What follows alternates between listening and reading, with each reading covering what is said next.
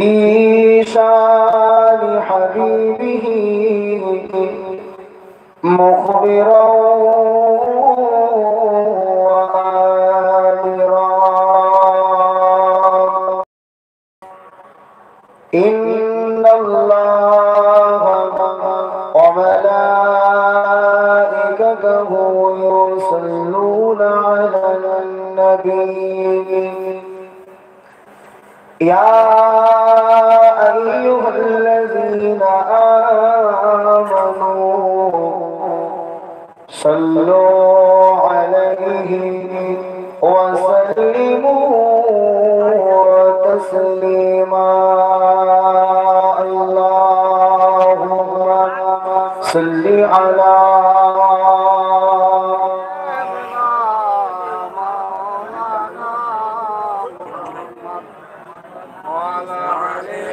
وعلى آل سيدنا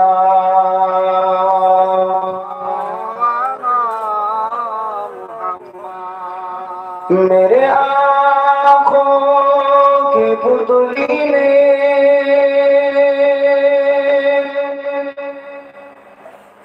جلوہ محمد کا میرے آنکھوں کی پتلی میں جلوہ محمد کا میرے دل کی آئینہ میں نقشہ محمد کا کوئی جنات میں جائے گا کوئی دوزخ میں پہنچے گا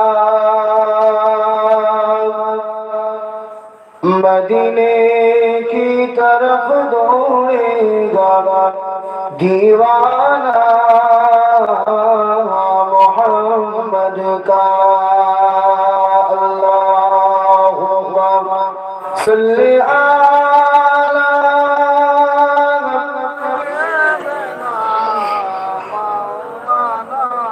وعلی آل سیدنا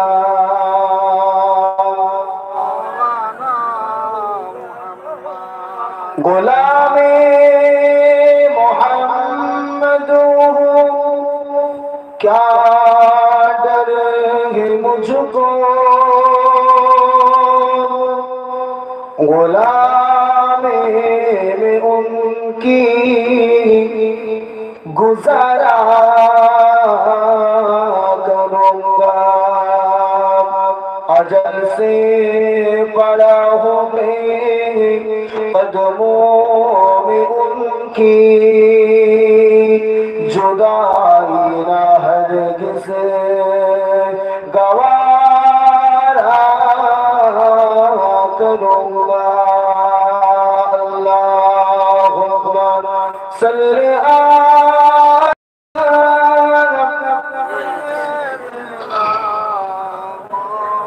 وعلى آل سيدنا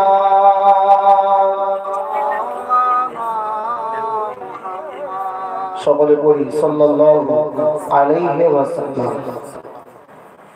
আল্লাহ দরবারে লাখো কোটি শুকরিয়া জানাই। আল্লাহ সুবহানাহু ওয়া তাআলা আমাদের সকলকে দুনিয়ার সমস্ত খারাপিয়াত থেকে দূরে সরিয়ে রেখে মহান আল্লাহ এই জান্নাতের বাগানে বসবার তৌফিক দান করেছেন। সকলে বলি আলহামদুলিল্লাহ। পরপর অসংখ্য দরুদ ও সালাম জনাবে মুহাম্মদুর রাসূলুল্লাহ সাল্লাল্লাহু আলাইহি ওয়াসাল্লামের উপর। সকলে বলি সাল্লাল্লাহু আলাইহি ওয়াসাল্লাম।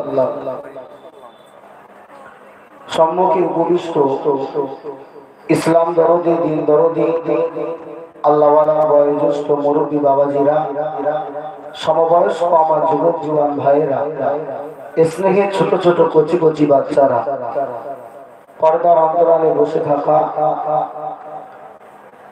আমার আল্লাহ ওয়ালি দিনদার আমার মা ও বোনেরা, আজকের মহতি জলসার সুযোগ্য সভাপতি সাহেবকে এবং বিশেষ করে আজকে প্রধান অতিথি যিনি ফুরফুরা শরীফ সুলতানুল ওয়াইজিন আলা হযরত ছোট হুজুর কিবলা রহমাতুল্লাহ আলাইহি রাব্বে জিগার পীর আল্লামা হাবিবুর রহমান সিদ্দিকী ফুরফুরাবি হুজুরের একমাত্র সুযোগ্য পুত্র জনাব আলহাজ মাওলানা মোহাম্মদ সাফির সিদ্দিকী ভাইজান, সকলকে অন্তরের স্থল থেকে ভালোবাসা মোবারকবাদ জানিয়ে কোরআনের যে আয়াতে কারিমা তেলাওয়াত করেছি সেই আয়াতকে কেন্দ্র করে দু চার কথা আলোচনা করব ইনশাআল্লাহ। আলোচনা শুরু করার আগে আপনাদের সকলকে অন্তরের স্থল থেকে ভালোবাসা নিয়ে একটু অনুরোধ করব বাবাজিরা, মজলিসটা আপনারা বিচ্ছিন্ন ভাবে মজলিসের ভিতরে বিচ্ছিন্ন ভাবে আপনারা বসে আছেন, যদি একটুখানি সম্মুখে জায়গাগুলো সকলে ভালোভাবে জমে জমে বসেন তাহলে দু চার কথা আলোচনা করবে ইনশাআল্লাহ। দেখেন আমি বললাম যদি মনে হয় বুঝবে তবে ভালো লাগবে। সর্বপ্রথম আপনারা আমাকে, যারা গ্রামের মানুষ আপনারা অনেকেই আমাকে চেনেছেন, আমি মালিয়াডাঙ্গা দক্ষিণপাড়া মসজিদে ইমামতি করি, কিন্তু আসলে আমাদের মানুষের একটা মেন্টালিটি বা মন মানসিকতা এমন হয়ে গেছে যে যদি অচেনা কোনো মানে বক্তা বা অনেক দূর থেকে বক্তা না আসে তাহলে তার মুখ থেকে আলোচনা শুনতে ঠিক ভালো লাগে না। কিন্তু আজকে আপনাদের সম্মুখে আমি কথা বলছি ছেলে, কিন্তু আমি যখন অন্য কোথাও জলসা করতে যাই তাদের কাছে আমি প্রধান অতিথি হিসাবে যাই। আলহামদুলিল্লাহ আপনাদের নেক দুয়ার পাওয়ার কাছে পশ্চিমবঙ্গের বিভিন্ন জেলাতে আমি ওয়াজ নসিহত করি, কিন্তু আপনারা যারা আমাকে চেনেন জানেন বা ওয়াজ শুনেছেন আমার মানে কণ্ঠ কেমন, ওয়াজ কেমন এটা আপনারা পরিচিত, কিন্তু তারপরেও শরীর অসুস্থ সুস্থতা এটা আল্লাহর হাতে, ঠিক না বেঠিক? তো কিছুদিন যাবত আমার মসজিদের যারা মুতাআল্লি আছেন বা মুসল্লি তারাও জানে ঠান্ডার কারণে গলাটা আমার খুব ইচ্ছা, আজকে আলহামদুলিল্লাহ তবুও কিছু কথা বলতে পারছি, ভাঙা গলায় দু চার কথা বলবো। হুজুর আমার পরে আসবেন, তারপরেও আমি কতটা বলতে পারবো আমার নিশ্চয়তা নেই, সেই কারণে আমি আমার ছোট ভাইকেও সঙ্গে এনেছি। যদি দেখি রাস্তার মাঝখানে অসুবিধা হচ্ছে যাতে করে জলসাটা ভঙ্গ না হয়, আলহামদুলিল্লাহ আমার ছোট ভাই যোগ্য আলেম কিন্তু পরিচিত না আপনাদের কাছে, নতুন মুখ, খুব ভালো আলোচনা করে, যদি আমি টানতে পারি বলবো, নচেত যদি অসুবিধা হয় ভাই এসে বলবে, কিছুক্ষণ পরেই আসবে। তো আমি যে কথা আলোচনা করেছি আপনারা একটা জিনিস মনে রাখবেন, আমি এখানে যতক্ষণ কথা বলবো আমার নিজের প্রতি আত্মবিশ্বাস আছে, আমি কোনো মন গড়া কথা বলি না। আমি একটা ওয়াজ করতে গেলে কমপক্ষে সেই বিষয়টা নিয়ে বেশ কিছুক্ষণ আমি পড়াশোনা করি। কেন আমার প্রত্যেকটা ওয়াজ আজকে যেহেতু হচ্ছে না শরীর অসুস্থের কারণে ইন্টারনেটে যায়, এখন আপনারা এখানে হয়তো কিছু মানুষ ওয়াজটা শুনছেন, কিন্তু এই ওয়াজটা কোনো যোগ্য কোনো বড় আলেম তার মোবাইলে যেতে পারে না। জোরে বলেন, আমি যদি কোনো একটা ভুল কথা বলে ফেলি, ভুল মানুষকে বোঝাই, সঙ্গে সঙ্গে কিন্তু ওই কথাটা আমি মরে যাব, রেকর্ড হয়ে থাকবে। ওই ভুলটা কোনো আলেমের চোখে পড়লে সে কিন্তু আমাকে ফোন করে জিজ্ঞাসা করতে পারে যে মাওলানা সাহেব আপনি কথাটা বললেন কোথায় পেয়েছেন। তাই আলহামদুলিল্লাহ যা বলবো হয় কোনো কোরআন আর নয় হাদিস আর নয় কোনো তাফসীর থেকে মানে হাসিল করা জিনিস আপনাদেরকে বলবো ইনশাআল্লাহ। তো আল্লাহ পাক রব্বুল আলামিন বলছেন ইন্নাল্লাযীনা আমানু ওয়া আমিলুস সালিহাতি উলাইকা হুম খায়রুল বারিয়া। খুব ভালো করে শুনে দুনিয়ার বুকে আমরা যারা মানুষ আছি আমাদের সকলের একটা করে ক্যাটাগরি আছে। আমি হাফেজ, আমি ইমামতি করি, আমি একটা কর্মের সঙ্গে যুক্ত আছি না আছি। আপনি রাজমিস্ত্রি কাজ করেন, তাহলে আপনার নাম রাজমিস্ত্রি। কেউ ডাক্তারি করছে, তার নাম ডাক্তার। কেউ মাস্টারি করছে, তার নাম মাস্টার। কেউ ইঞ্জিনিয়ার রয়েছে, তার নাম ইঞ্জিনিয়ার। কেউ কলেজে প্রফেসর, বিভিন্ন ক্যাটাগরির মানুষ আছে, কিন্তু আমরা সবাই কিন্তু মানুষ, সবাই মানুষ। কিন্তু কেউ মৎস্যজীবী, কেউ কর্মজীবী, কেউ চাকরিজীবী, মানে বিভিন্ন ক্যাটাগরির মানুষ। তো এই মানুষগুলোর ভিতর থেকে কামিয়াবি কারা? আল্লাহ পাক কোরআনের ভিতরে সেই কথাটাই জানিয়েছেন।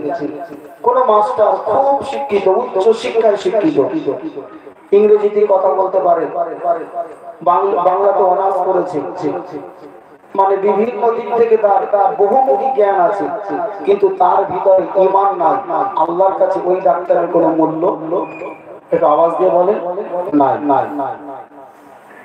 বিশাল বড় ডাক্তার, ৫,০০০ টাকা ভিজিট, মাত্র ৫ মিনিট দেখলে ৫,০০০ টাকা নাই, এরকম ডাক্তার আছে না? নেই, অনেক আছে।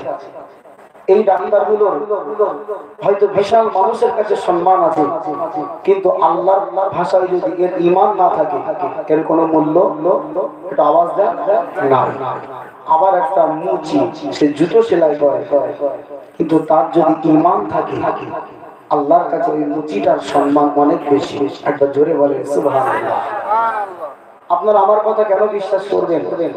আল্লাহ তো কোরআনের ভিতরে জানিয়েছে, ইন্নাল্লাযীনা আমানু, শুনছেন?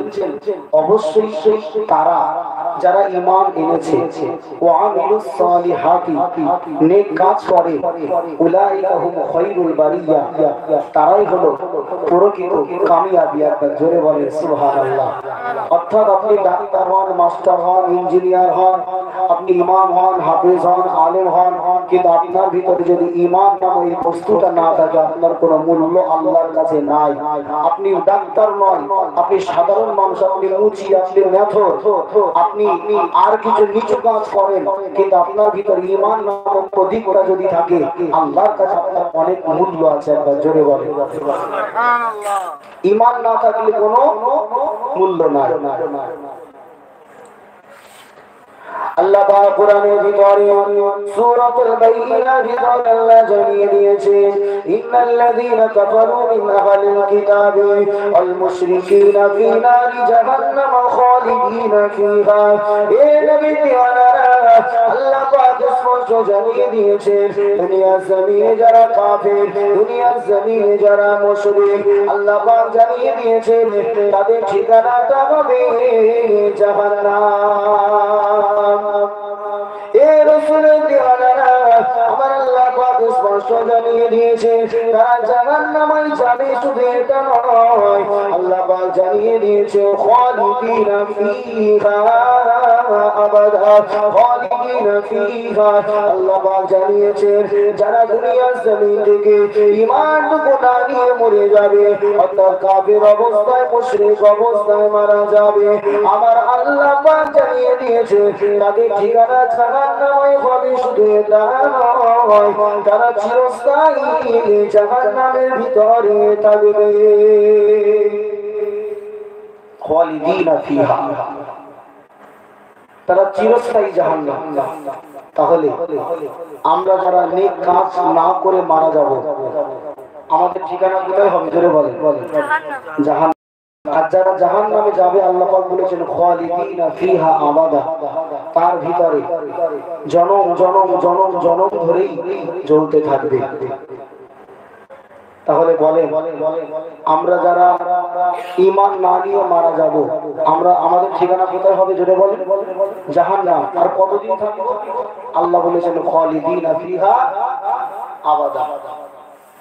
কিন্তু একটা জিনিস মনে রাখেন, আমরা শুনেছি আল্লাহর নবী জনাবে মুহাম্মদুর রাসূলুল্লাহ সাল্লাল্লাহু আলাইহি ওয়াসাল্লাম কিয়ামতের দিবসে 4 দফা আল্লাহর কাছে সুপারিশ করবেন। কদফা, জোরে বলেন কদফা। 4 দফা মানে 4 বার। কতবার? 4 বার আল্লাহর কাছে সুপারিশ করবেন। কাদের জন্য? উম্মতির জন্য। আজকেই তাফসিরে পড়ছিলাম, তাফসিরটার নাম হচ্ছে তাফসির ইবনে কাসির। এই আয়াতের ব্যাখ্যার ভিতরে আল্লামা ইবনে কাসির বিশাল ব্যাখ্যা করেছেন, আমি সংক্ষেপে বলি। তাহলে আজকে আমরা যারা ঈমান না নিয়ে মারা যাব, বেনামাজি অবস্থায়, আল্লাহ নাফরমানি করা অবস্থায়, আমরা কোথায় যাব? জোরে বলেন, জাহান্নামে যাব। কিন্তু জাহান্নামে যাওয়ার পরে নবীজির 4 দফায় সুপারিশ হবে। সেই সুপারিশে কারা নাজাত পাবে আর কারা চিরস্থায়ী জাহান্নামে হবে, এটা শোনার দরকার আছে না নাই? জোরে বলেন, শোনার দরকার না? আচ্ছা, কিয়ামতের দিবসে আল্লাহ পাক সকলকে একত্রিত করবার পরে বিচার শুরু হবে না। মানুষ সূর্য মাথার উপরে চলে আসবে, মানুষের এত কষ্ট হবে, এত কষ্ট হবে। হঠাৎ মুসনাদে আহমদের হাদিস বলছি, ইমামে ইবনে কাসির রাহমাতুল্লাহ আলাইহি তার ব্যাখ্যার ভিতরে হাদিসটা বর্ণনা করেছেন, মুসনাদে আহমদের হাদিস। তিনি লিখছেন, হঠাৎ করে মানুষের মনে একটা কথা উদয় হবে যে আমরা কারোর কাছে গিয়ে এই কঠিন শাস্তি থেকে বাঁচবার জন্য একটু সুপারিশের জন্য আমরা যাই। সকলে মিলে হযরতে আদম আলাইহিস সালামের কাছে যাবে। কার কাছে? আদম নবীর কাছে।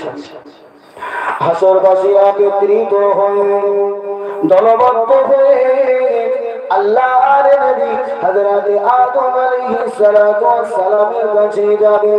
আদম আলাইহিস সালামের কাছে গিয়ে বলবে, ও আমাদের জাতির পিতা, ও আমাদের আদি পিতা আদম আলাইহিস সালাম, আল্লাহ পাক আপনাকে দুনিয়া জমিনে সর্বপ্রথম মানুষ করে বানিয়েছিলেন। আজকে হাসরের ময়দানে এত কষ্ট আমরা সহ্য করতে পারি না। ও আমাদের আদি পিতা, ও আমাদের পিতা আদম আলাইহিস সালাম, আপনি আল্লাহ পাকের কাছে একবার সুপারিশ করুন।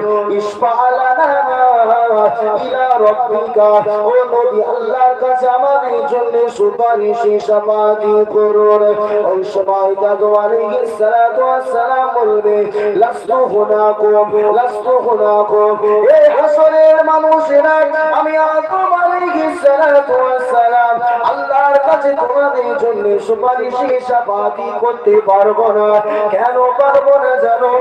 আল্লাহ আমাকে জান্নাতের ভিতরে সৃষ্টি করেছিলেন, আর আমার স্ত্রী হাওয়া আলাইহিস সালামকে তৈরি করে আল্লাহ পাক আমাদের উভয়কে জানিয়েছিল, উসকুন আনতা ওয়া যাওজুকাল জান্নাতা ওয়া কুলা মিনহা রাগাদান হাইসু শি'তুমা ওয়া লা তাকরাবা হাযিহি শাজারাতা ফাতাকুনা মিনাজ জালিমিন।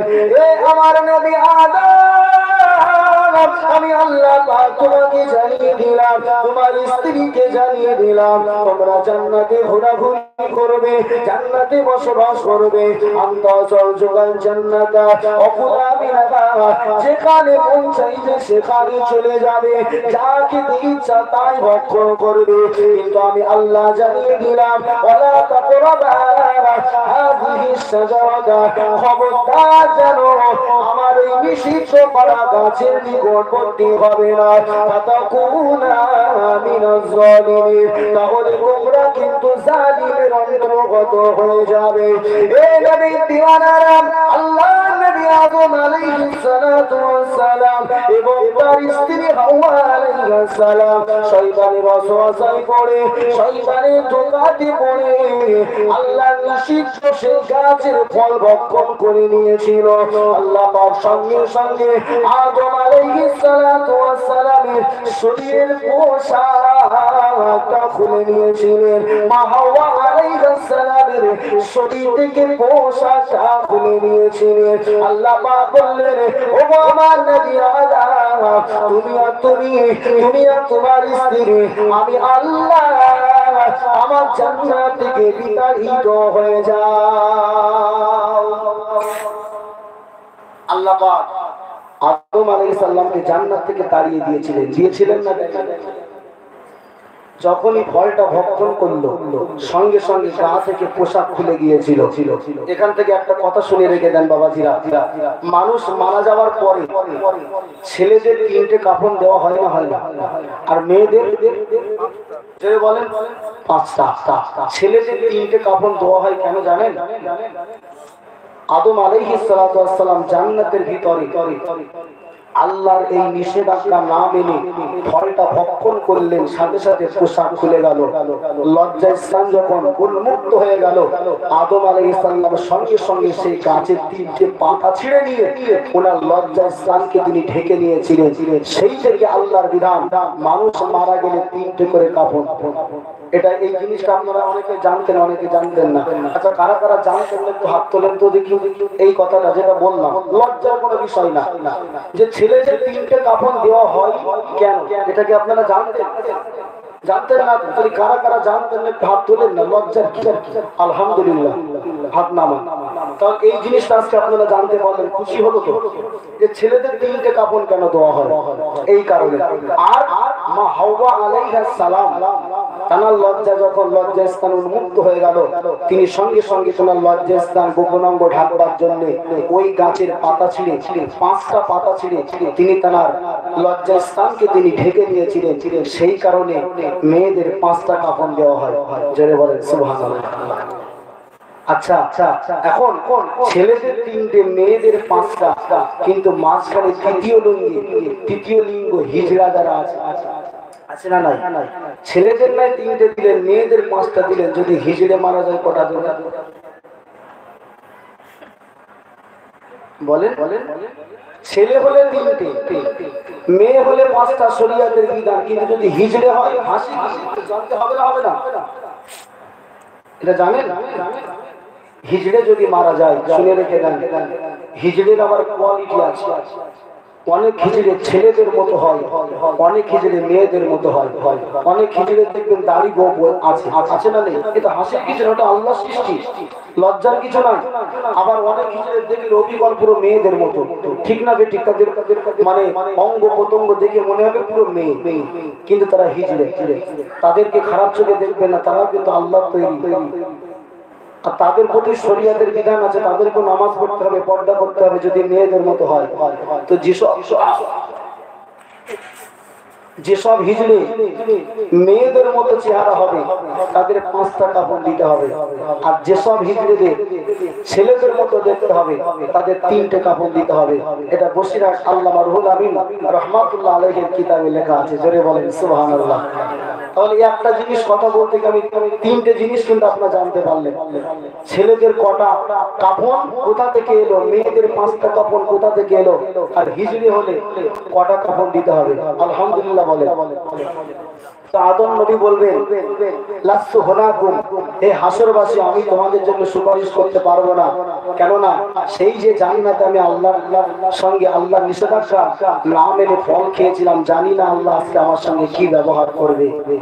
ইযহাব ইলা নূহ আলাইহিস সালাতু ওয়াস সালাম, তোমরা চলে যাও হযরতে নূহ নবী আলাইহিস সালাতু ওয়াস সালামের কাছে, আমি পারবো না।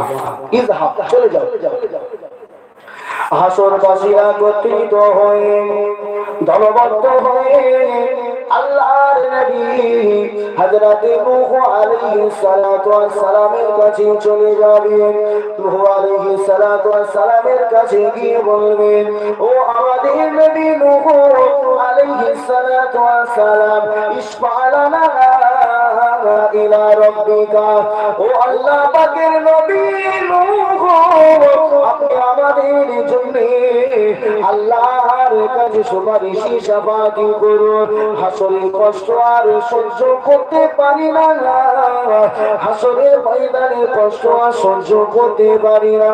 ওই সময়তে আল্লাহ নবী হযরতে নূহ আলাইহিস সালাতু ওয়াস সালাম হাসরবাসীকে লক্ষ্য করে বলবেন, ও হাসরবাসীরা, আমি আল্লাহর কাছে তোমাদের জন্য সুপারিশ করতে পারবো না। লাস্তু হুনাকুম, না, আমি তোমাদের জন্য সুপারিশ শাফাতি করতে পারবো না। কেন সুপারিশ করতে পারবো না? কেননা দুনিয়ার জমিনে আমি আমার বেটা কেনানকে আমার পুত্র বলে দাবি করেছিলাম, আমার নিজের ছেলে বলে দাবি করেছিলাম, কিন্তু আল্লাহ পাক জানিয়ে দিয়েছিলেন, ইন্নাহু লাইসা মিন আহলি, ইন্নাহু আমালুন গায়রু সালিহ, আলা তাসআলনি মা লাইসা লাকা বিহি ইলম, ইন্নী আ'ইযুকা আন তাকুনা মিনাল জাহিলিন। হে নবী নূহ আলাইহিস সালাতু ওয়াস সালাম, যদিও তোমার বেটাকে না তোমার রক্ত সম্পর্কে ছেলে, কিন্তু ইন্নাহু আমালুন গায়রু সালিহ, তোমার পিতা তোমার সন্তানের সঙ্গে তোমার আমলের মিল নাই। তুমি নবী তোমাকে অনুসরণ করতে পারে নাই, তোমার রক্তের ছেলে, তারপরেও সে তোমার অনুসরণ না করার কারণে আমি আল্লাহ জানিয়ে দিলাম ইন্নাহু লাইসা মিন আহলি, ও তোমার পরিবারের কেউ নয়। ইন্নী আইযুকা আন তাকুনা মিনাল জাহিলিন। আর একবার যদি তোমার সন্তান কেনানের জন্য আমি আল্লাহ আমার কাছে তুমি দোয়া প্রার্থনা করো, আমি আল্লাহ জানিয়ে দিলাম আন তাকুনা মিনাল জাহিলিন, আমি আল্লাহ পাক নবুয়তের খাতা থেকে তোমার নামটা কেটে দিয়ে আমি আল্লাহ তোমাকে জালিম জাহিলদের অন্তর্গত করে দেব। হে নবী দিওয়ানারা, আল্লাহ নবী হযরত নূহ আলাইহিস সালাতু ওয়াস সালাম ওই সময় হাসরবাসীকে ডেকে বলবে লাসু হুনাকুম, আমি সুপারিশ করতে পারবো না, কেননা আমার ছেলেকে আমি আমার নিজের ছেলে বলে দাবি করেছিলাম, আর আল্লাহ বলেছিল ওটা তোমার ছেলে নয়। জানি না হাসরের ময়দানে আল্লাহ আমার সঙ্গে কি ব্যবহার করবে। ইযহাব ইলা মূসা আলাইহিস সালাতু ওয়াস সালাম, যাও যাও নবী মূসার কাছে চলে যাও। তাফসীর থেকে বলছি নূহ নবী আলাইহিস সালাম সুপারিশ করবে না। নূহ নবীর যুগে প্লাবন হচ্ছিল, আমরা জানি, কিস্তি বানিয়েছে, ডুবে যাচ্ছে সবাই। বলছে হে আমার বেটা তুমি নৌকাতে চলে আসো। বললাম আমি পাহাড়ের উপরে চলে যাব, আমাকে কেউ ধরতে পারবে না। অবশেষে ডুবে মরেছিল, কিন্তু ছেলের মায়া অন্তরে বাপের থাকে না, বাপের সামনে ডুবে মরছে, বারবার ডাকছিল। তখন আল্লাহ বলছেন ইন্নাহু লাইসা মিন আহলি, ওটা তোমার আহলে পরিবার নয়, যদিও তোমার রক্ত তার ভিতরে আছে। এখান থেকে একটা শিক্ষা নেন। শিক্ষাটা হলো নবীর বেটা হওয়ার পরে আমল না থাকার কারণে কোথায় যাবে? জোরে বলে, জাহান্নামে যাবে। তাই দুনিয়ার বুকে আপনি কোন বংশে জন্ম নিয়েছেন এর কোন মূল্য আল্লাহর কাছে জোরে বলেন আছে? নাই। আমি হাফেজ, আমার ছেলে যদি জন্ম দেওয়ার পরে আল্লাহ না করুক আমার পুত্র সন্তান কন্যা সন্তান তারা যদি শরিয়াতের বারখেলাফ কাজ করে, ওকে কোথায় যেতে হবে? জাহান্নামায়। নূহ নবীর বেটা নবী ছেলে হয়ে জাহান্নামে গেল। আর আল্লাহ নবী চাচা আবু লাহাবের নাম শুনেছেন, যার সম্পর্কে কোরআনের আয়াত আল্লাহ নাযিল করেছেন তাব্বাত ইয়াদা আবি লাহাবিন ওয়া তাব, আবু লাহাবের হাত ধ্বংস হয়ে যায়। সেই আবু লাহাবের মেয়ে দুররা বিনতে আবু লাহাব, এই দুররা আবু লাহাবের মেয়ে আল্লাহর নবীর কাছে ঈমানি কালেমা পড়ে মুসলমান হয়েছিলেন। বাপ কাফের, মেয়ে জান্নাতে যাবে। জোরে বলেন সুবহানাল্লাহ। চিল্লে বললেন না সুবহানাল্লাহ। ওর শরীরে কাফেরের রক্ত আছে না নেই? ওই দুররার শরীরে অর্থাৎ আবু লাহাবের মেয়ের শরীরে আবু লাহাবের রক্ত আছে না নেই? তারপর কোথায় ঠিকানা? জান্নাত। জোরে বলেন কোথায়? জান্নাত। আর এদিকে নবীর বেটা, আর শরীরে নবীর রক্ত কিন্তু আমল নাই, যাবে কোথায়? জাহান্নাম। বাবাজি আমার দাদা হুজুর পীর কেবলা রহমাতুল্লাহ আলাইহির হাতে একজন হিন্দু মুসলমান হয়েছিলেন, যার নাম হচ্ছে প্রতাপ সিং। বলেন প্রতাপ চন্দ্র সেন, জানেন তো? পরে ওনার নাম দিয়েছে সুফি আব্দুল মোমেন। হাওড়া জেলা আপনার ওই জায়গাটার নাম কি? বাকুল শরীফ। বাকুল শরীফ ওনার মাজার আছে। ওনার রক্ত কিন্তু মুশরিকের রক্ত, কিন্তু উনি বায়াত হওয়ার পরে মুসলমান হয়েছে, উনি আল্লাহর ওলি হয়ে গেছেন। জোরে বলে তাই রক্তের কোনো মূল্য আল্লাহর কাছে নাই। আল্লাহর কাছে মূল্য আছে কিসে? জোরে বলে আমলের বা ঈমানের। জোরে বলেন সুবহানাল্লাহ। আল্লাহ বলছেন ইন্নাহু লাইসা মিন আহলি ইন্নাহু আমালুন গায়রু সালিহ ফালা তাসআলনি মা লাইসা লাকা বিহি ইলম। হে নবী নূহ, যে বিষয়ে তোমার জ্ঞান নাই সেই বিষয়ে আমি আল্লাহ আমার কাছে তুমি দোয়া চেও না। তোমার ছেলে বলে তুমি দাবি করো না, ওটা তোমার ছেলে নয়। কেন? তার ঈমান আমল নাই। হে হাসরবাসী লাস্তুহুনাকুম, চলে যাও, জানি না আল্লাহ আমার সঙ্গে কি ব্যবহার করবে। ইযহাব ইলা মূসা আলাইহিস সালাতু ওয়াস সালাম, নবী মূসার কাছে চলে যাও।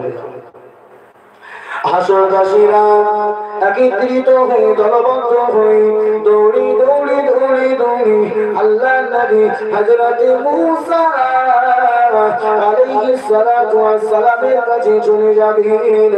আল্লাহ নবী হযরত মূসাকে ডেকে বলবেন, ও আল্লাহ নবী মূসা, ইসমা লানা ইলা রাব্বিক, আল্লাহর কাছে আমাদের জন্য একটু সুপারিশি শাফাআতি করুন, আমাদের জন্য একটু শাফাআতি করুন। আল্লাহ নবী হযরত মূসা আলাইহিস সালাতু ওয়াস সালাম বলবেন, লাস্তু হুনাকুম, পারবো না।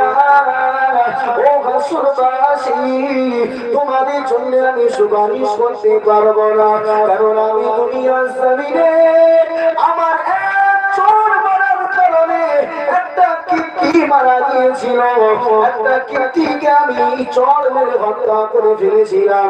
জানি না আল্লাহ আমার সঙ্গে আজকে কি হাসর করবে।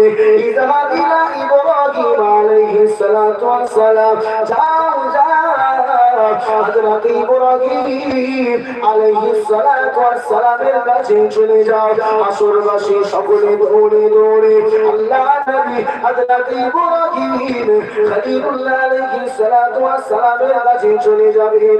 হুজুর ইসমা লানা ইলা রাব্বিকা, আমাদের জন্য একটু সুপারিশ শাফাআতি করুন। লাস্তু হুনাকুম, হুজুর কি জবাবে বলবে, হে হাসরের মানুষেরা, আমি ইব্রাহিম তোমাদের জন্য সুপারিশই করতে পারবো না, কেননা দুনিয়ার জমিনে আমি নবী ইব্রাহিম আলাইহিস সালাতু ওয়াস সালাম তিনটি মিথ্যা কথা বলেছিলাম। জানি না আল্লাহ পাক আমার সঙ্গে আজকে কি হাসর করবে। তিনটে মিথ্যা কথা, যদিও এটা তাফসীরের ভিতরে সমস্ত মুফাসসির বলেছেন মিথ্যা বলা যাবে না, মিথ্যা কথা বলা যাবে না। এটা হচ্ছিল ইসলামের স্বার্থে একটা মানতিক, ইসলামের মানতিক জায়েজ আছে, মিথ্যা বলা হবে না। কিন্তু সামনে যে থাকবে মানে প্রসঙ্গ সে অন্য ধরবে, কিন্তু মিথ্যা হবে না। কেমন আমি বললে বুঝতে পারবেন, উদাহরণগুলো। ইব্রাহিম আলাইহিস সালাতু ওয়াস সালাম ছোটবেলা থেকে উনি আল্লাহর উপরে ভরসা রাখতেন, আল্লাহকে ভালোবাসতেন। ওনার বাপ আদর উনি কি করতেন? হ্যাঁ, মূর্তি পূজা করতেন। মূর্তি পূজা করতেন তো অবশ্যই, আর নিজের হাতে তৈরি করতেন। এখন যখন পুজোর সময় একটা মেলা হয়, বড় মেলার সময় সবাই দলবদ্ধ হয়ে ইব্রাহিম নবীকে বলছে, ইব্রাহিম চলো আমরা সবাই মেলাতে যাবো, আর তুমি একা বাড়িতে থাকবে, চলো চলো। আল্লাহর কোরআনের ভিতর আল্লাহ জানিয়েছে হযরত ইব্রাহিম আলাইহিস সালাতু ওয়াস সালাম ফানাযারা নাযরাতান ফিন নুজুম ফাকালা ইন্নী সাকিম।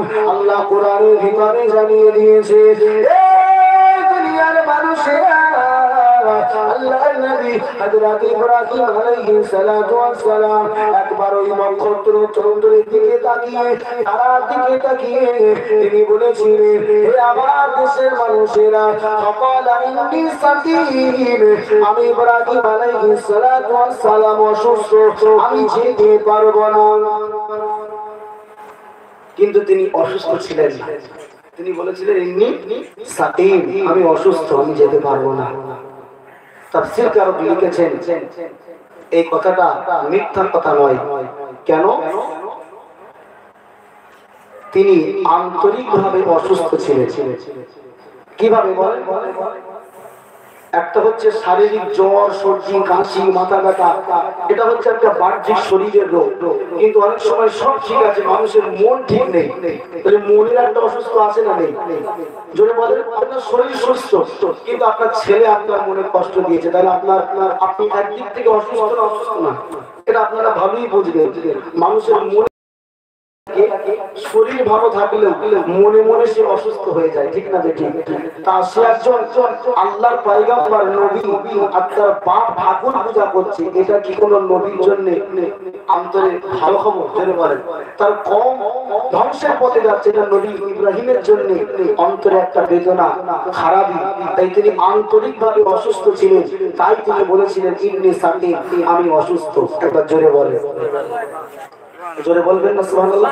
আমার কথা বুঝে এসেছে তো? তাহলে তিনি ইসলামের স্বার্থে এখানে যে কথাটা বলেছেন আদেও মিথ্যা কথা নয়, তিনি মানতিক বলেছেন। এটা তাও ইব্রাহিম নবী সেদিন ভয় পাচ্ছেন, জানি না এই যে আমি চালাকি করেছিলাম, যদিও ইসলামের স্বার্থে যে কোনো গুনাহ হবে না, তাও ইব্রাহিম নবী বলছে আল্লাহ যদি এর জন্য আমার ধার পকর করে, জোরে হবে না সুবহানাল্লাহ? ইমানদারের চিন্তা দেখেন, আর আমরা কত খারাপ কাজ করি, আমাদের কোনো চিন্তা চেতনা হয় না। এক নাম্বার, তিনটে মিথ্যা কথা শর্টে বলতে। আল্লাহ নবী হযরত ইব্রাহিম আলাইহিস সালাতু ওয়াস সালাম একটা সময় তার বিবি মা সারা আলাইহিস সালাম কে নিয়ে কোন জালিম বাদশা বর্ডার পার হচ্ছিলেন। ওই দেশের জালিম বাদশা এমনই জালিম ছিল, কোন সুন্দরী মহিলা যদি সে দেখত, তার সঙ্গে যদি তার স্বামী থাকতো, ওই স্বামীকে মৃত্যুদণ্ড দিয়ে স্ত্রীকে তার নিজের করে নিত। হযরত ইব্রাহিম আলাইহিস সালাতু ওয়াস সালাম ওই সময় যখন বর্ডার দিয়ে পার হবে, ইব্রাহিম নবী তার স্ত্রীকে শিখিয়ে দিয়েছিল, ও আমার বিবি সারা, এই জালিম বাদশা যদি জানতে পারে আমি তোমার স্বামী, তাহলে আমাকে হত্যা করে তোমাকে সে নিজের করে নেবে।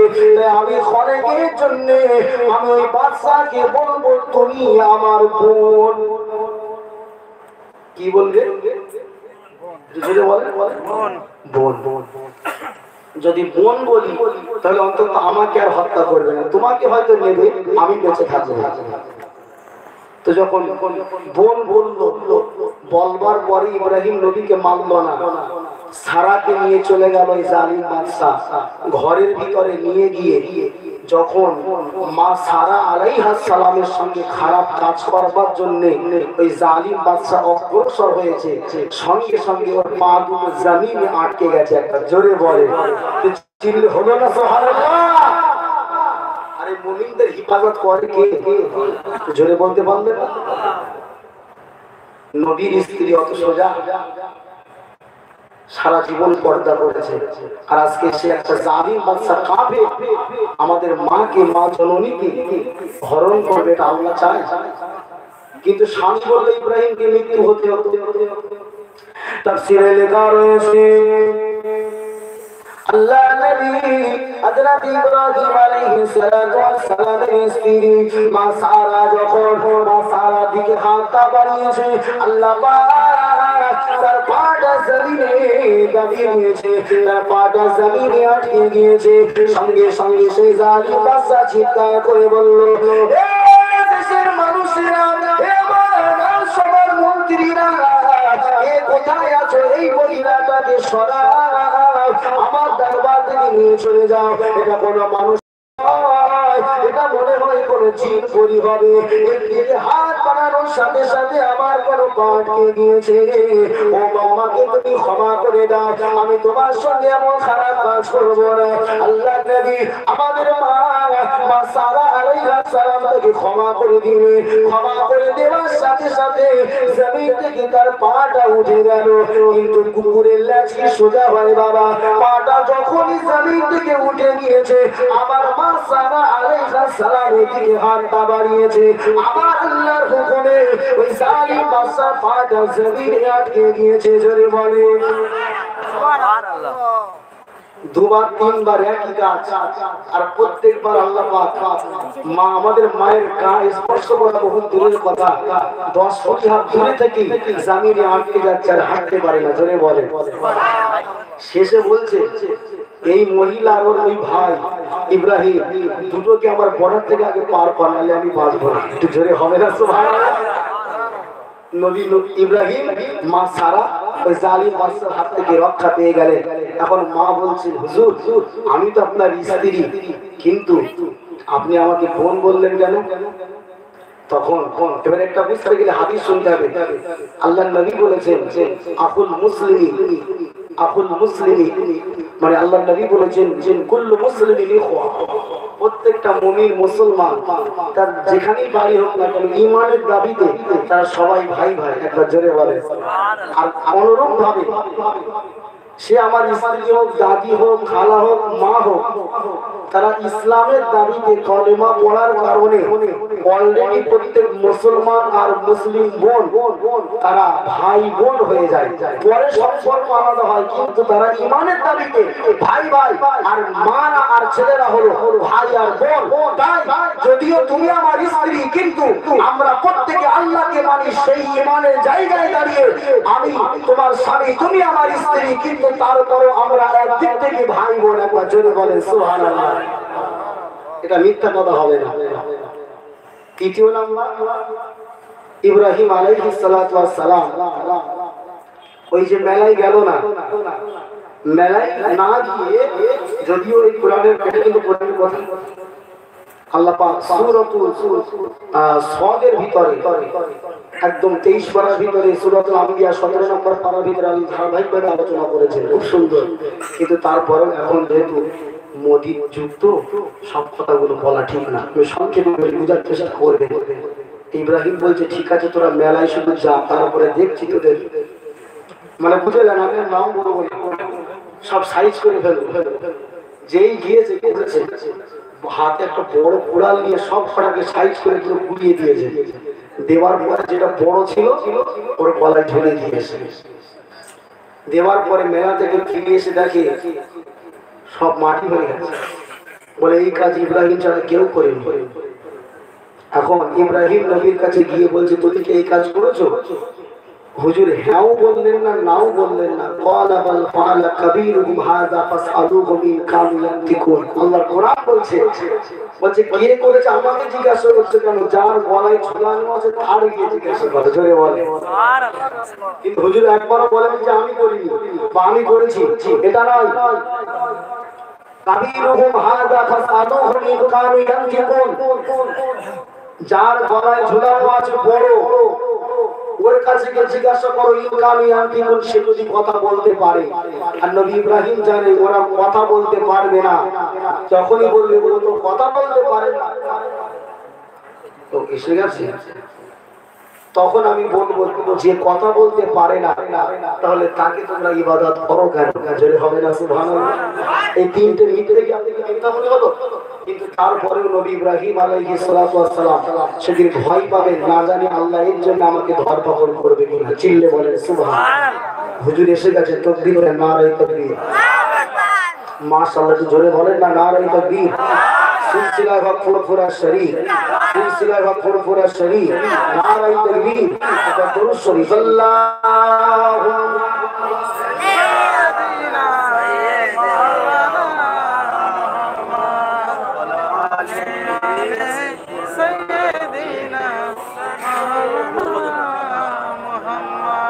বাবাজির আপনাদের অসুবিধা হচ্ছে? একটু ভাঙা গলায় বলছে, কষ্ট হচ্ছে না? আলোচনা কিন্তু অসুবিধা হচ্ছে না? তাকবীর দেন তো, নারে তাকবীর। মাশাআল্লাহ, একটু জোরে হবে না? নারে তাকবীর।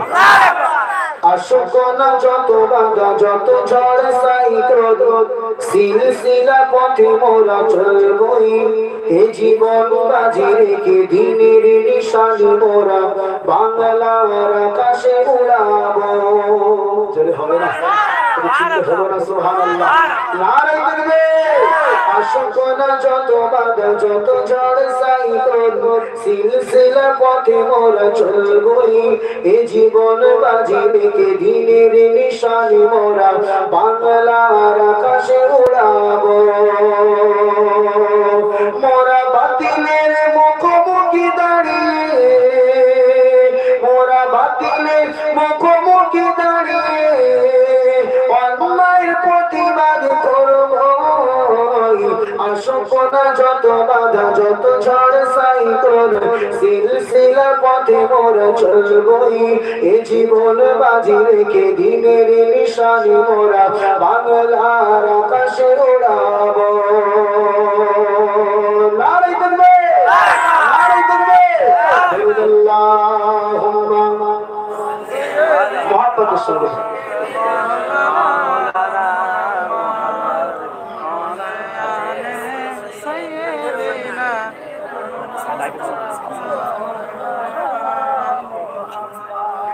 সিলসিলার বাগানে ফুটে আছে যত, সিলসিলার বাগানে ফুটে আছে যত, কত গোলাপ আর জুঁই ফুল, সমাজের বুকে তারা খিদমতি করে, চিনিয়েছে আল্লাহ রাসূল।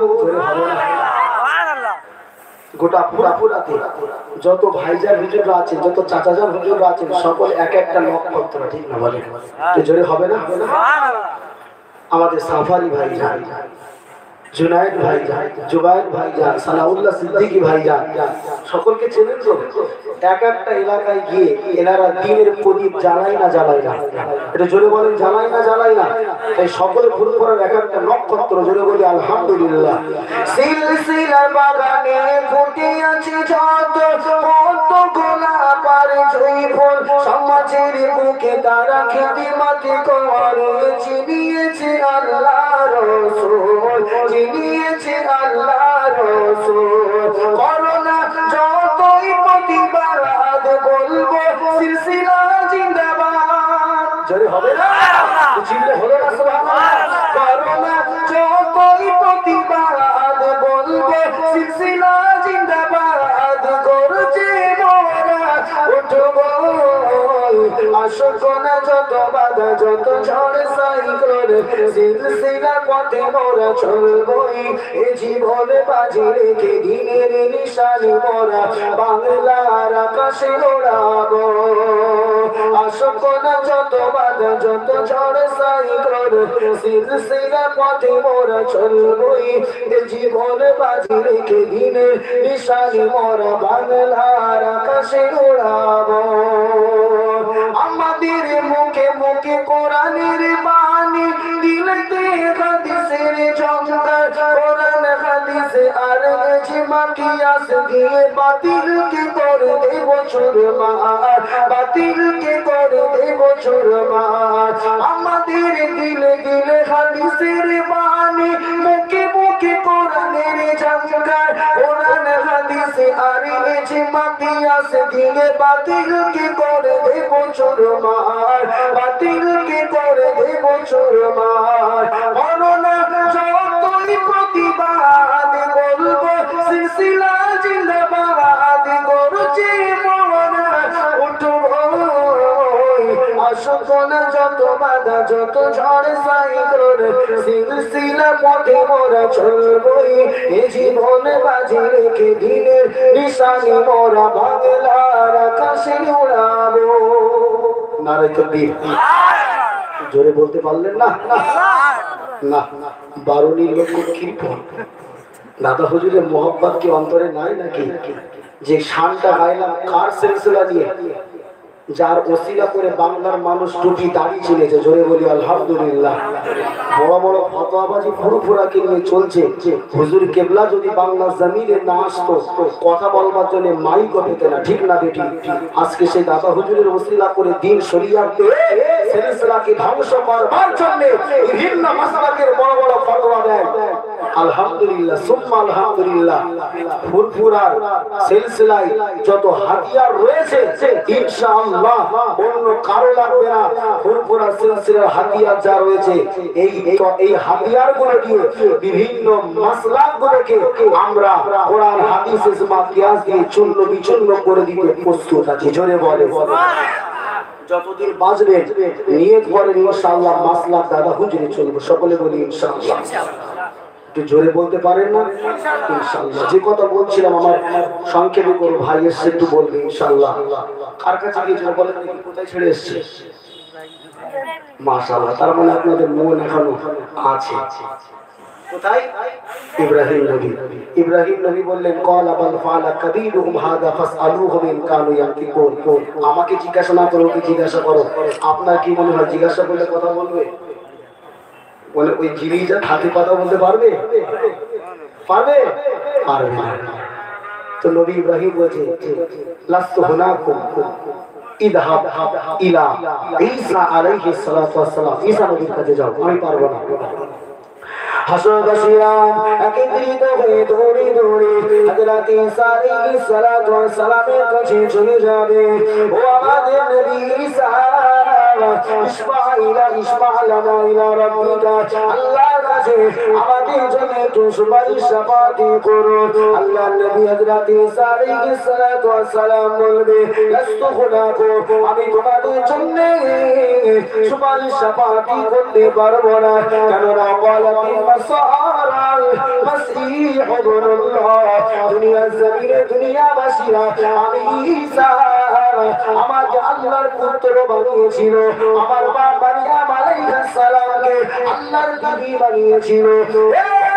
রাসূলবাসীরা আমি ঈসা আলাইহিস সালাতু ওয়াস সালাম জানি না আজকে হাসরের ময়দানে আমি ঈসা আমার সঙ্গে আল্লাহ কি হাসর করবে।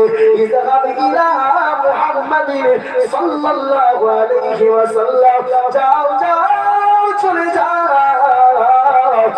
দুনিয়ার বাদশাহ সাইয়্যিদুল কাওনাইন শাফিউল মুযনিবিন রাহমাতুল লিল আলামিন ইমামুল আম্বিয়া ইমামুল খুদা জনাব মুহাম্মদুর রাসূলুল্লাহর কাছে চলে যাও। আজকে মুহাম্মদুর রাসূলুল্লাহর সুপারিশটা আমার আল্লাহ গ্রহণ করবে। জোরে হবে না? নবী ঈসা আলাইহিস সালাম ফিরিয়ে দেবে হাসরবাসী সকলে গিয়ে। আমি কোথা থেকে এসেছি বলেন তো? কোরআনের আয়াত বোঝাতে গিয়ে বলেছিলাম, ইন্নাল্লাযীনা কাফারু মিন আহলিল কিতাবি ওয়াল মুশরিকিনা ফি নারি জাহান্নাম খালিদিনা ফিহা, যারা কাফির মুশরিক তারা জাহান্নামে যাবে। কিন্তু নবী চার দফা সুপারিশ করে কোথায় বলেছিলাম মনে আছে? সেই কথাটা বলতে লম্বা হাদিস বলতে গিয়ে চলে আসলাম নবী মুহাম্মদ সাল্লাল্লাহু আলাইহি ওয়াসাল্লামের কাছে যখন যাবে, আল্লাহর নবী ওদের কষ্ট থেকে সহ্য করতে পারবে না। হাদিসে ভিতরে আছে আল্লাহর নবী বললেন, কিন্তু আমি আল্লাহকে দেখব, আল্লাহ সেদিন বড় রাগান্বিত অবস্থায় রয়েছে, আমি আল্লাহর সম্মুখে কথা বলতে আমার বড় ভয় হবে। আল্লাহর রাগটাকে একটু কমানোর জন্য আমি নবী মুহাম্মদুর রাসূলুল্লাহ সাল্লাল্লাহু আলাইহি ওয়াসাল্লাম আমি সিজদায় পড়ে যাব। জোরে বলে আমার নবী সিজদায় পড়লে আমার আল্লাহ সহ্য করতে পারবে না। জোরে বলে, জোরে বলবেন না? মাকামে মাহমুদ বলে একটা জায়গা আছে। মাকাম মানে জায়গা, মাহমুদ মানে প্রশংসনীয় জায়গা। জোরে বলে সুবহানাল্লাহ। আমরা নামাজের আযানের পরে দোয়া পড়ি না, আল্লাহুম্মা রাব্ব হাযিহি দাওয়াতি তাম্মাতি ওয়াস সালাতিল কাইমাতি আতি মুহাম্মাদানিল ওয়াসিলাতা ওয়াল ফাদিলা ওয়াবআসহু মাকামান মাহমুদা। মাকামা তো জোরে বলেন মাকামা মাহমুদা। হাদিসে আজকে পড়ছিলাম আল্লাহর নবী বলছেন, যারা আযানের পরে এই দোয়াটা পড়বে না আমি নবী তাদের জন্য সুপারিশ করব না। এই দোয়াটা সকলে মুখস্থ করবে। আল্লাহর নবী মাকামে মাহমুদে সিজদায় পড়ে যাবে। মাকামে মাহমুদটা কোন জায়গা জানেন? ওটা আল্লাহ পাক নবীকে খাস করে দান করবেন কিয়ামতের দিবসে। জোরে বলে আল্লাহ পাক সূরা বনী ইসরাঈলের ভিতরে জানিয়েছে, ওয়ামিনাল লাইলি ফাতাহাজ্জাদ বিহি নাফিলাতাল্লাহ আসা আইয়াবাসাকা রাব্বুকা মাকামান মাহমুদা। জোরে বলেন আল্লাহু আকবার। জোরে বলবেন না? আল্লাহ পাক প্রথমে 5 ওয়াক্ত নামাজের কথা বলেছেন, আকিমিস সালাতা লিদুনুকিশ শামসি ইলা গাসাকিল লাইলি ওয়া কুরআনাল ফাজর ইন্না কুরআনাল ফাজরি কানা মাশহুদা। এ রাসূলের দিওয়ানারা, আল্লাহ পাক আয়াতের ভিতরে যখন আসর মাগরিব ইশা ফজর সমস্ত নামাজের কথা বলবার পরে আল্লাহ পাক অতিরিক্ত একটা নামাজের কথা আমাদের নবীর জন্য বলেছে। ও আমার নবী, মিনাল লাইলি, রাত যখন গভীর হয়ে যাবে ফাতাহাজ্জাদ বিহি, আপনি তাহাজ্জুদের নামাজ আদায় করবেন। নাফিলাতাল্লাহ, এটা আপনার জন্য নফল ইবাদত, আপনি তাহাজ্জুদের নামাজ আদায় করবেন। আসা আইয়াব আসা রাব্বুকা মাকামান মাহমুদা। আল্লাহ পাক ময়দানে মাশারে প্রশংসনীয় জায়গাতে আল্লাহ পাক আপনি জাযা বদলা দান করবেন। জোরে বলে সুবহানাল্লাহ। আল্লাহর নবীর উপরে তাহাজ্জুদের নামাজটা পড়া ফরজ ছিল। কি বলেন? ফরজ, কিন্তু আমাদের জন্য ফরজ না, এটা সুন্নাহ। নবী কোনোদিন তাহাজ্জুদের নামাজ কাজা করেনি। জোরে বলেন সুবহানাল্লাহ। কথা বললে বেড়ে যাবে। যাই হোক, আল্লাহ পাকের কারণে কিয়ামতের দিবসে নবীকে স্পেশাল একটা পাওয়ার দেবে, সেটা হচ্ছে মাকামে মাহমুদে। নবীর কথা ছাড়া আর কারোর কথা সেদিন চলবে না। জোরে বলেন আল্লাহ নবী মাকামে মাহমুদের সিজদায় পড়ে যাবেন। আল্লাহ নবী বললেন, আল্লাহ যতদিন চাইবেন আমি নবী সিজদাতে পড়ে থাকবো। তারপর আল্লাহ পাক বললেন, ইরফা ওয়াসাক ইয়া মুহাম্মদ, আপনি মাথা তুলুন, আয় আল্লাহ আমার কাছে সুপারিশ শাফাতি করুন। আজকে দিনেতে আমি আল্লাহ আপনার সুপারিশটা গ্রহণ করব। জোরে বলে ইরফা ওয়াসাক, হে নবী আপনি মাথা তুলুন। আল্লাহ নবী বলবেন আমি মাথা তুলবো। আল্লাহ পাক আমাকে একটা বাঁধন করে দেবে, একটা কিছু নির্দিষ্ট। আমি আল্লাহ পাকের নবী সেইগুলো সেই উম্মাতাদির জন্য আমি আল্লাহ সুপারিশ শাফাতি করে তাদেরকে জান্নাত পর্যন্ত পৌঁছে দেব। কিন্তু সবাইকে নয়, কিছু বাকি থাকবে। আবার নবী সিজদায় পড়ে যাবে। আল্লাহ নবী বলছেন আল্লাহ যতদিন চাইবে আমি সিজদায় পড়ে থাকবো। তারপর আল্লাহ পাক বলবেন, ইরফা ওয়াসাক ইয়া মুহাম্মদ, মাথা উঁচু করুন, আপনি শাফাতি করুন, আমি আল্লাহ কবুল করব। দ্বিতীয়বার কিছু নির্দিষ্ট করে দেওয়া হবে। সেই নির্দিষ্টের ভিতরে আল্লাহ নবীকে যে তারিফ শিখিয়ে দেওয়া হবে, নবী সেটা করে আল্লাহর কাছে সুপারিশ করলে কবুল করবেন আল্লাহ। জোরে বলেন এমন করে চতুর্থ মারতাবা তাদের জন্য সুপারিশ করবে যারা জীবনে লা ইলাহা ইল্লাল্লাহ এই কালেমাটুকু পড়ে মারা গিয়েছে। জোরে বলেন চিল্লে হবে না সুবহানাল্লাহ। এই হাদিসে মদ করে না কি নাচা নাচবে, যা যতই মদ খাই জীবনে তো জান্নাত একবার পাবো। তবে একটা জিনিস নবী বলেছে, আমি যখন সাজদায় পড়ে থাকবো আল্লাহ যতদিন চাইবে ততদিন, এর নির্দিষ্ট কোনো কাল নেই। তার মানে যতদিন আল্লাহ মাথা তুলতে না বলবে ততদিন কিন্তু কোথায় থাকবে। তো কথা বলছেন না? তাহলে যদি মনে করেন যে হ্যাঁ আমি 1 বছর জাহান্নামে থাকতে পারবো, তাহলে ওই হাদিসের বর্ণনা শুনে মানে দুনিয়ায় মদ খান, তাড়ি খান, জুয়া খেলেন, টিভি দেখেন, যাই করেন যদি মনে করেন যে জাহান্নামে আমি 1 বছর সহ্য করতে পারবো, কথা বলেন। যদি মনে করে যে জাহান্নাম কিরাম আগুন, জাহান্নামের আগুন দেখতে হবে না, হাতের ওই দেশলাইটা নিয়ে একবার নাকে জ্বালিয়ে 5 মিনিট ধরে দেখবে, নাকি সহ্য করতে পারবে? তো জাহান্নামের আগুনই বর্ণনা দিয়ে লাভ নেই, সহ্য করতে পারবেন না। বাবাজি আমার বক্তব্যের বিষয় ছিল আল্লাহর নবী যাদের জন্য সুপারিশ করবেন তাদের সুপারিশ গ্রহণ করে আল্লাহ পাক জান্নাত তাদেরকে দান করবেন। কিন্তু যারা কাফের হয়ে মরবে, মুশরিক হয়ে মরবে, তারা খালিদিনা ফিহা আবাদা, জনম জনম জনম জনম, অর্থাৎ ফিরাউন, আবু জাহাল, আবু লাহাব, উতবা, সাইবা, নমরুদ, কিরান, এই সমস্ত কাফের মুশরিক এরা ঈমান নিয়ে এদের চিরজীবন জাহান্নামে জ্বলবে। মুসলমানদের ভিতরে যারা ঈমান না নিয়ে মারা যাবে, মুশরিক অবস্থায় মারা যাবে, তারাও জাহান্নামে জ্বলবে। আর যারা অন্তত কলেমাটুকু পড়ে মারা যাবে, শাস্তি ভোগ করতে হবে। সেটা কতদিন কিন্তু হাদিসে বলা নাই। নবী বলেছেন আল্লাহ যতদিন চাইবেন, সেটা কতদিন? কয়েক হাজার বছর হতে পারে। ওই ধান্দায় যেন থাকবেন না পুড়ে জান্নাতে যাবো। আল্লাহর কাছে দোয়া চাইবেন আল্লাহ যেন ডাইরেক্ট জান্নাতে দেয়। জোরে বলে আল্লাহুম্মা আমিন। চিল্লে বলতে পারলেন আল্লাহুম্মা আমিন। বক্তব্য শেষ করবো, ভাই এসেছে কিছু বলবে ইনশাআল্লাহ। একটু দরুদ শরীফ আল্লাহুম্মা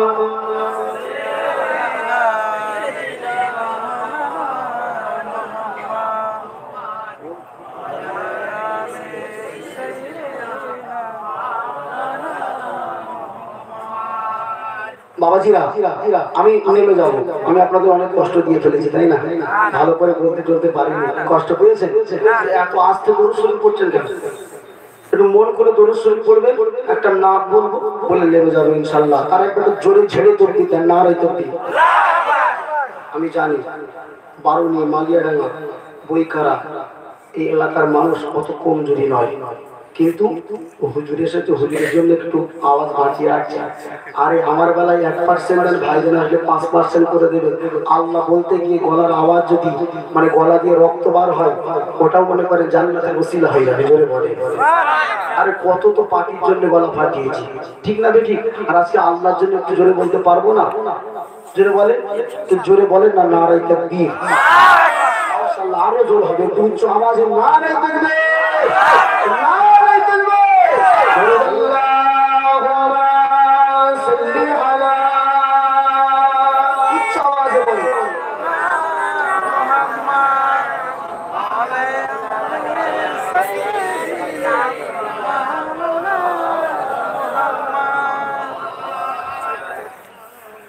बातिल ने जब जब बदले के तेवर आया है तब तब मेरी ज़ोबा पर, बातिल ने जब जब बदले के तेवर आया है तब तब मेरी ज़ोबा पर, नाराए तकबीर अल्लाहु अकबर, नाराए तकबीर अल्लाहु अकबर, नाराए तकबीर अल्लाहु अकबर, नाराए तकबीर अल्लाहु अकबर। प्यारे नबी ने जीना सिखाया, खुदा ईसा हमको बनाया, प्यारे नबी ने जीना सिखाया, खुदा ईसा हमको बनाया, पहनाया अखलाक, पहनाया अखलाक ईमान का ज़ेवर, नाराए तकबीर अल्लाहु अकबर, नाराए तकबीर अल्लाहु अकबर, नाराए तकबीर अल्लाहु अकबर।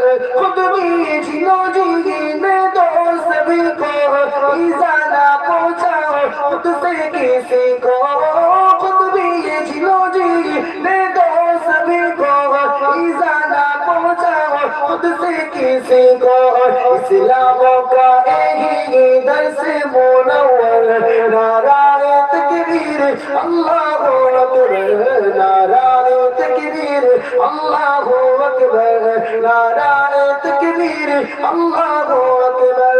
बातिल ने जब जब बदले ये तेवर आया है तब तब मेरी ज़ोबा पर, नाराए तकबीर अल्लाहु अकबर, नाराए तकबीर अल्लाहु अकबर, नारे तकबीर, नारे तकबीर। আলহামদুলিল্লাহ শেষ করব, শেষ করার আগে ছোট্ট একটি বার্তা আপনাদেরকে দিই, সেটা হলো আজকে যে সমস্ত আগাছা কুগাছা সিলসিলার বিরুদ্ধে মুখ খুলছে তাদেরকে জব্দ করবার জন্য বসে আল্লামা রুহুল আমিন রাহমাতুল্লাহ আলাইহি যে কিতাবগুলো লিখেছেন সেই কিতাবগুলো কিনে পড়বার তো দরকার ছিল, কিন্তু আমরা কিনে পড়তে পারিনি। বর্তমান ইন্টারনেট যুগ, সোশ্যাল মিডিয়ার যুগ, ঠিক না ঠিক? তাই ফুরফুরা জমিনে অনেক ভাইজানরা অনেক কাজ করছেন, আলহামদুলিল্লাহ প্রশংসার যোগ্য, কিন্তু সবচাইতে বর্তমান যে কাজটা আমার কাছে ভালো লেগেছে দুটো কাজ, তার মধ্যে আমি একটা বলবো একটা বলবো না, সেটা হলো আমার খুব ভালো লেগেছে, যেটা হলো বর্তমান যারা এই গুগলের ভিতরে গিয়ে সার্চ করে কুরবানির মাসালা জানে, ঠিক না বেঠিক? কিভাবে জানাজা করবো, নামাজ পড়বো, ইউটিউবে তারা দেখতে চায়, কিন্তু এতদিন ধরে দাদা হুজুরের মাসলাকে এইরকম কোন নির্দিষ্ট কোন বই কোন ওয়েবসাইটে পাওয়া যেত না। আলহামদুলিল্লাহ আমাদের কি বলবো হৃদয়ের স্পন্দন, আমি অন্ততপক্ষে আমি নিজে থেকে এত খুশি হয়েছি, এত খুশি হয়েছি। আজকে যদি ভাইজানকে মেসেজে পেতাম, আমি এই এর জন্য ভাইজানকে একটু জড়িয়ে ধরতাম, ইনশাআল্লাহ ঘরে গিয়েও দেখা হবে।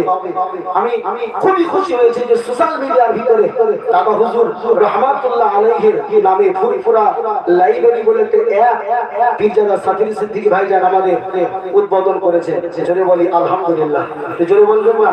এই অ্যাপটা আপনারা বাড়িতে গিয়ে প্লে স্টোরে সার্চ করবেন, সার্চ করে প্লে স্টোরে এই অ্যাপটা নামাবেন, এর ভিতরে বসিয়ার আল্লামা রাহমাতুল্লাহ আলাইহির সমস্ত কিতাব আরো বিভিন্ন কিতাব আস্তে আস্তে আপডেট হবে, হতে হতে হতে অনেকগুলো কিতাব তিনি দিয়ে দিয়েছেন। আল্লাহ পাক আমাদের হুজুরের এই কাজটা আল্লাহ কবুল করে নেন, সকলে বলে আল্লাহুম্মা আমিন। জোরে বলবেন আল্লাহুম্মা আমিন। সকলে রাজি আছি ইনশাআল্লাহ? বাড়িতে যাব, বেশি নেট লাগবে না, 5-7 MB 10 MB নেট লাগবে। বাড়িতে সার্চ করবেন প্লে স্টোরে যে ফুরফুরা লাইব্রেরি দাদা হুজুরের মাজারের ছবি দেওয়া আছে, এটা নিয়ে আপনারা ডাউনলোড করে এর ভিতরে অনেক কিতাব আছে, পড়বেন। আল্লাহ এই কাজটা কবুল করে ভাইজানের নাজাতের জারিয়া বানিয়ে দেন, জোরে বলে আল্লাহুম্মা আমিন। জোরে বলে আল্লাহুম্মা আমিন। নারে তাকবীর, দরুদ শরীফ পড়েন আল্লাহুম্মা